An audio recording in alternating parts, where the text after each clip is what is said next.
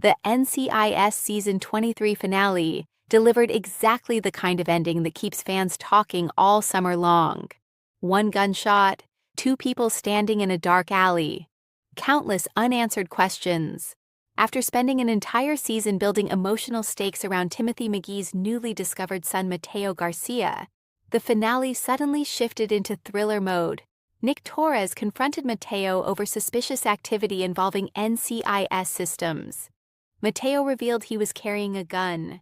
He warned Torres that they could be watching. Then came the sound that instantly launched 1,000 fan theories, a gunshot echoing through the city skyline. The screen went black. No answers. No confirmation, just panic. According to reports following the finale, showrunner Stephen D. Binder confirmed that someone was hit, but he also suggested the situation may not be as fatal as viewers fear. That revelation only deepened the mystery because it means Season 24 will likely focus on the consequences of the shooting rather than a funeral. So who was shot? The possibilities are far more complicated than they appear. Here are 4 theories that could shape the beginning of Season 24 and completely change the future of the team. Theory number 1. Mateo shot Torres. This is perhaps the most straightforward explanation.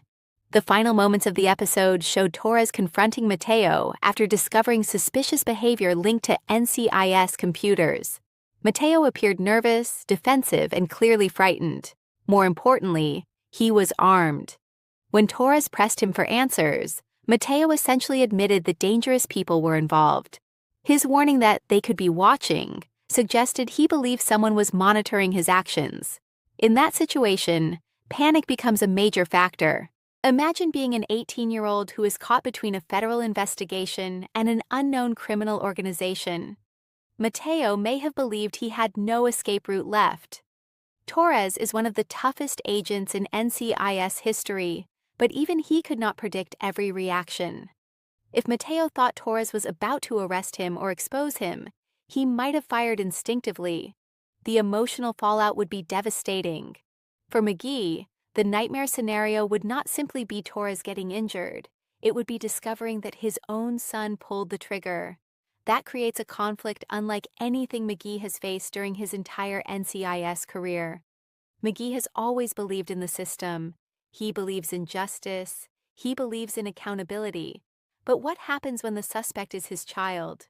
The writer spent much of Season 23 exploring McGee's attempts to build a relationship with Mateo after learning about him.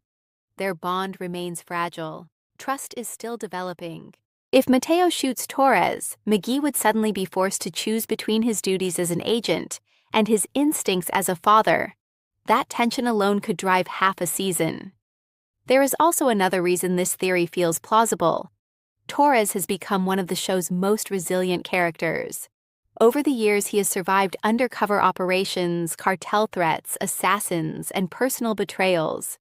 Getting wounded while trying to protect a teenager fits perfectly with his character arc. Rather than killing Torres, the injury could reinforce his role as someone who constantly risks everything for others. Season 24 could then begin with Torres recovering while the team launches a desperate search for Mateo. McGee would be torn apart, Parker would demand answers, Knight would want justice, and Mateo would become the most wanted person in his father's world. That sounds exactly like the kind of emotional storytelling NCIS loves. Theory number 2. Torres shot Mateo. This theory flips the situation completely. At first glance, many fans reject it because Torres is not the type of agent who would willingly shoot a teenager. But context matters. Torres is also highly trained. If Mateo pointed a weapon and fired first, Torres would have only seconds to react. In that moment, instinct takes over. Law enforcement officers are trained to neutralize threats, especially when a firearm is involved. Torres might not have wanted to shoot Mateo, but he may have had no alternative. A non-fatal injury would fit everything the producers have hinted about the cliffhanger. Binder specifically suggested that the aftermath is more interesting than a death.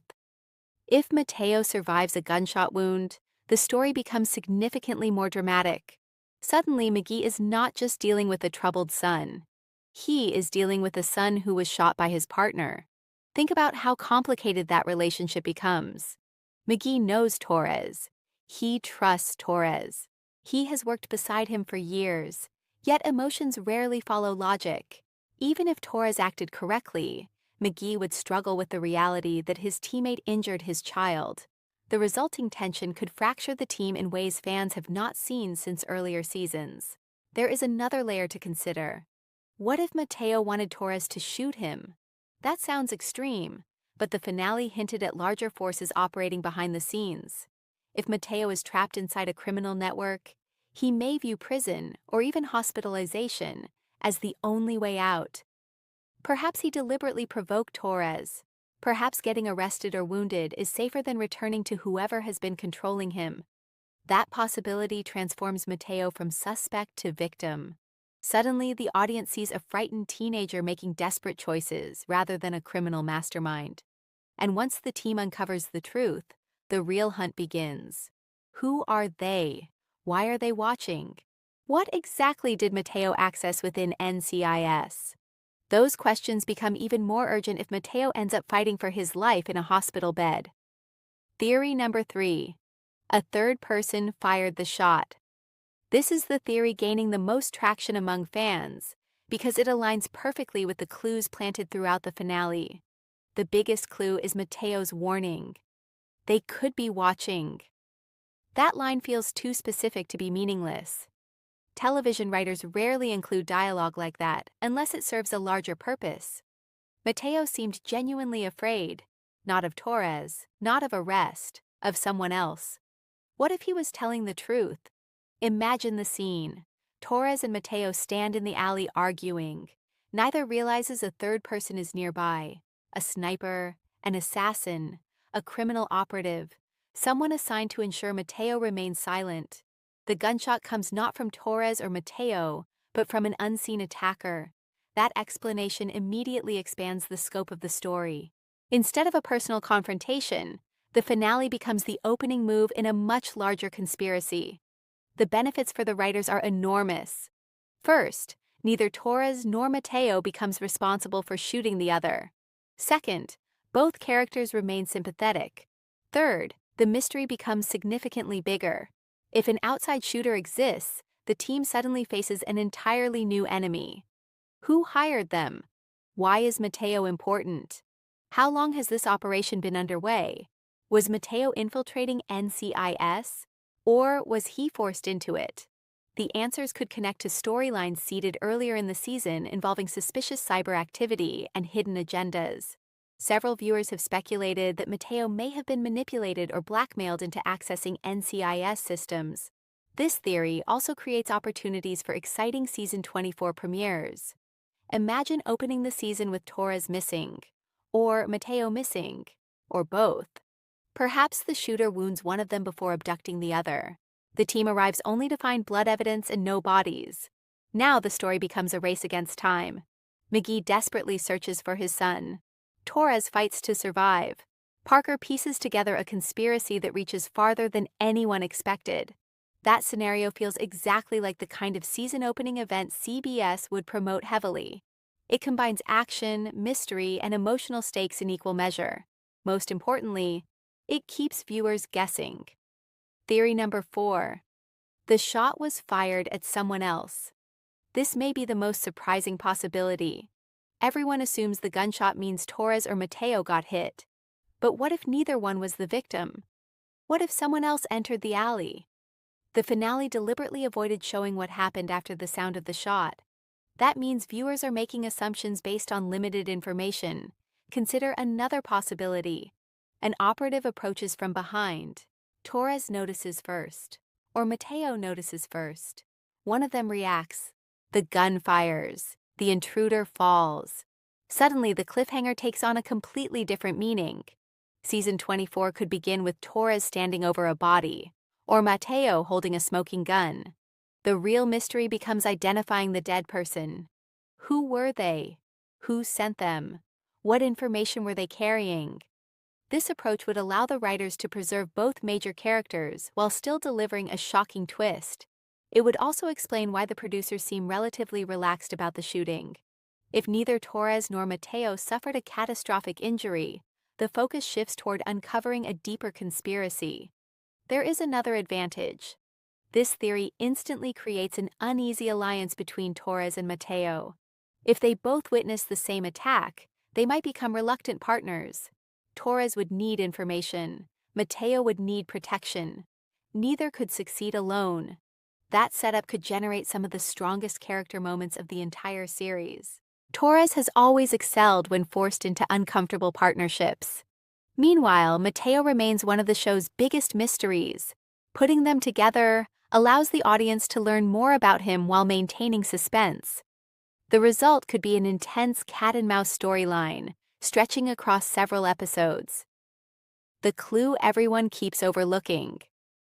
While fans focus on the gunshot, another detail deserves attention.